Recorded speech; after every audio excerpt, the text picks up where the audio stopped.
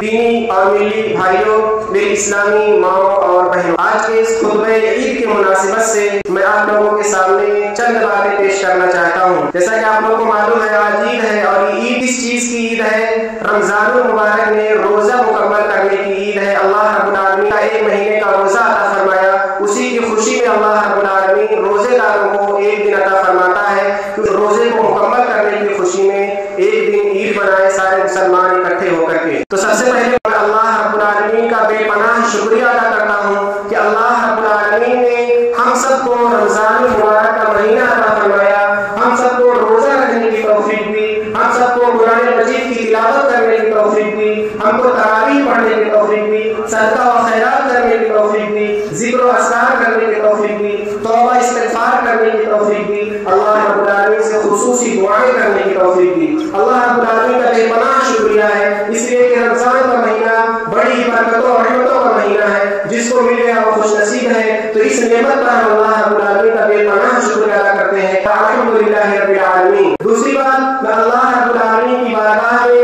دعا کرتا ہوں کہ اللہ رب العالمین ہم نے رمضان المبارک میں جو عبادتیں کی ہیں، رمضان المبارک میں جو روزے رکھے ہیں، جو تلاوتیں کی ہیں، ذکر و اذکار کیا ہے، قرآن مجید کو پڑھا ہے، تیرے بارگاہ میں جو ہم نے دعائیں مانگی ہیں، توبہ استغفار کیا ہے، اور جو صدقہ و خیرات کیا ہے، ان ساری عبادتوں کو، ساری نیکیوں کو یا اللہ رب العالمین اپنی رحمت سے قبول فرما۔ اور اگر ہم سے کوئی غلطی ہوئی ہے، کوئی خطا ہوئی ہے، ہم انسان ہیں، خطا کار ہیں، ہم سے لغزش ہوئی ہے، بھول چوک ہوئی ہے، ہمارے روزے میں، ہماری عبادتوں میں، ہماری نیکیوں میں کچھ کمی رہ گئی ہے، تو اپنی رحمت سے، اپنی مغفرت سے، اپنی عطا سے، اپنی بخشش سے ان ساری غلطیوں کو، لغزشوں کو مٹا دے اور ہماری نیکیوں کو قبول فرما دے۔ تیسری بات میں آپ لوگوں کے سامنے پیش کرنا چاہتا ہوں، نصیحت کی شکل میں ایک گزارش کہ رمضان المبارک کا مہینہ اللہ رب العالمین نے جو عطا فرمایا، ہم نے اس رمضان کے اندر جس طریقے سے نیکیاں کی، اس رمضان کے اندر جس طریقے سے اللہ رب العالمین کو راضی کرنے کی کوشش کی، اس رمضان کے اندر جس طریقے سے ہم پانچوں وقت کی نمازوں کی پابندی کرتے رہے، اس رمضان کے اندر جس طریقے سے قرآن مجید کی تلاوت کرتے رہے،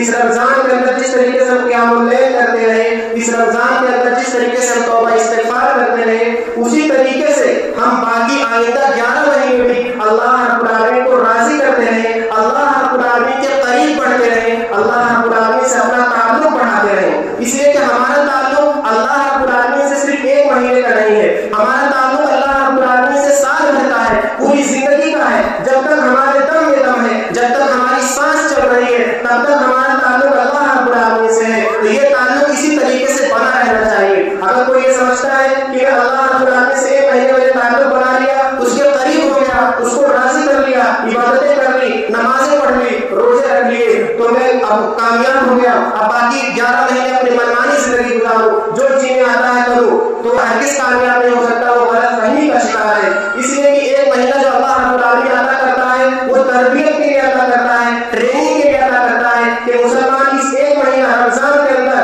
اللہ رب العالمین کی عبادت کی مشق کر لے، اللہ رب العالمین کو راضی کرنے کی مشق کر لے، اللہ رب العالمین کا تقوی اختیار کر لے، پھر اسی طریقے سے اسی تربیت کو وہ 11 مہینے استعمال کرے۔ اسی لیے اللہ رب العالمین نے سورۃ البقرہ کے اندر ارشاد فرمایا، یا ایھا الذین آمنوا کتب علیکم الصیام کما کتب علی الذین من قبلکم لعلکم تتقون، کہ اے لوگوں جو ایمان لائے ہو، تمہارے اوپر روزے کو ایسے ہی فرض کیا گیا جیسے کہ پہلے کے لوگوں پر فرض کیا گیا ہے، تاکہ تم متقی اور پرہیزگار بن جاؤ۔ متقی اور پرہیزگار یہ سب سے اہم بنیاد ہے۔ اگر ہمارے روزوں سے، رمضان کے مہینے سے ہم متقی اور پرہیزگار نہیں بن سکے ہیں، اللہ رب العالمین کے تقوی شعار بندے نہیں بن سکے ہیں، تو گویا کہ ہمارا رمضان کا مہینہ برباد ہو گیا ہے۔ تو رمضان ہم کو سبق دیتا ہے، اس میں سے 3 سب سے اہم چیزیں میں آپ لوگوں کے سامنے پیش کرتا ہوں۔ ایک یہ کہ ہم کو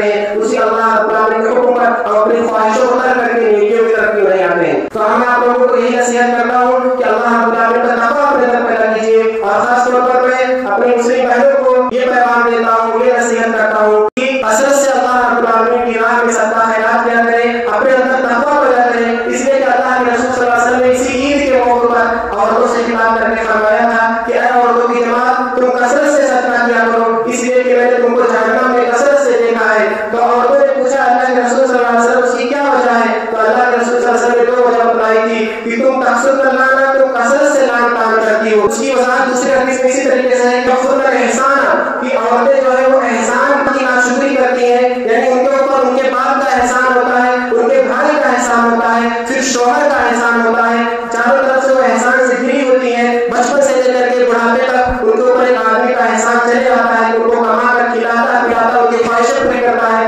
لیکن اگر ایک غلطی ہو جاتی ہے، نبی صلی اللہ علیہ وسلم کا فرمان ہے کہ اگر آدمی سے ایک غلطی ہو جاتی ہے، بھول ہو جاتی ہے، اس کی خواہش نہیں پوری کر پاتا ہے، تو عورت یہ کہہ دیتی ہے کہ میری زندگی میں تم سے کوئی بھلائی نہیں پائی ہے. اپنے بھائی کو ایسا کہہ دیتی ہے، اپنے باپ کو ایسا کہہ دیتی ہے، اپنے شوہر کو ایسا کہہ دیتی ہے. تو یہی لان تان کرنے کی جو عادت ہے یہ عورتوں کو جہنم میں لے کر کے جائے گی. اسی طریقے سے دوسری چیز شوہروں کی نافرمانی. اللہ رب العالمین نے اللہ کے رسول صلی اللہ علیہ وسلم نے شوہر کی فرمانبرداری کو عورت کے اوپر لازم قرار دیا ہے. یہاں تک کہ اللہ کے رسول نے بھی فرما دیا اگر انسانوں میں کسی کو سجدہ جائز ہوتا تو میں عورتوں کو حکم دیتا کہ وہ اپنے شوہر کو سجدہ کرے. تو اس حدیث سے آدمی اندازہ لگا سکتا ہے اور عورتیں بھی اندازہ لگا سکتی ہیں کہ ایک شوہر کی فرمانبرداری کتنی زیادہ ضروری ہے. لیکن اس میں ایک بات اور یاد رکھیں کہ شوہر کی فرمانبرداری یہ صرف جائز کاموں میں لازم اور ضروری ہے، دنیا کے کاموں میں لازم اور ضروری ہے. لیکن ایسے کاموں میں جہاں اللہ رب العالمین کی نافرمانی ہوتی ہے ایسے کاموں میں شوہر کی فرمانبرداری لازم نہیں ہے.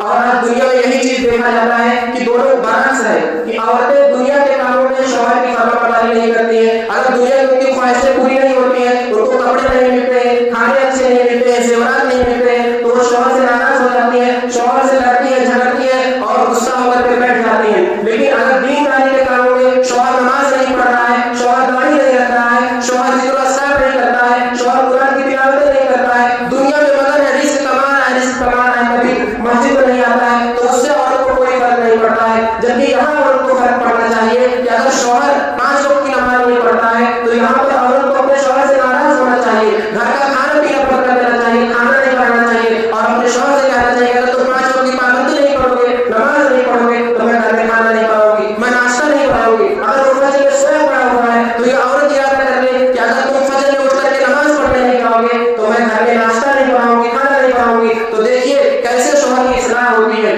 میاں اور بیوی شوہر آپس میں ایک دوسرے کی اصلاح کر سکتے ہیں. شوہر چاہے تو اپنی بیوی کی اصلاح کرے کہ وہ اس میں خامی دیکھے تو اس سے ناراض ہو، اس کو سمجھائے. اور شوہر میں اگر بیوی خامیاں دیکھتی ہے تو بیوی اس سے ناراض ہو، اس کو نمازوں کی تلقین کرے، اس کو داڑھی رکھنے کی تلقین کرے اور دینداری میں آگے بڑھائے. اس لیے میں آپ سب لوگوں سے، مردوں سے بھی اور عورتوں سے بھی گزارش کرتا ہوں کہ اپنے اندر تقویٰ پیدا کریں، اللہ رب العالمین کا خوف پیدا کریں اور جس طریقے سے رمضان میں اللہ رب العالمین کے قریب ہوتے رہیں اسی طریقے سے باقی آئندہ بھی اللہ رب العالمین کے قریب ہوتے رہیں. مسلمانوں کو بہت ہی افسوس ہوتا ہے مسلمانوں کے حالات کو دیکھ کر. آج پوری دنیا کا اندازہ لگائیے، پوری دنیا پر نظر دوڑائیے تو مسلمانوں کی حالت کتنی بدترین ہو چکی ہے. ہر جگہ مسلمانوں کو ستایا جا رہا ہے، پریشان کیا جا رہا ہے، ان کو پر ظلم و ستم کیا جا رہا ہے. یہاں تک کہ ہمارے ہندوستان میں دیکھیے کوئی نہ کوئی مدعا اٹھا کر کے مسلمانوں کو پریشان کرنے کی کوشش کی جاتی ہے. آخر اس کی وجہ کیا ہے؟ اس کی وجہ یہ ہے کہ ہمارے اندر ایمان کی کمی ہے. ہم نے اپنے اندر اللہ رب العالمین کا خوف باقی نہیں رکھا ہے. اللہ رب العالمین نے ارشاد فرمایا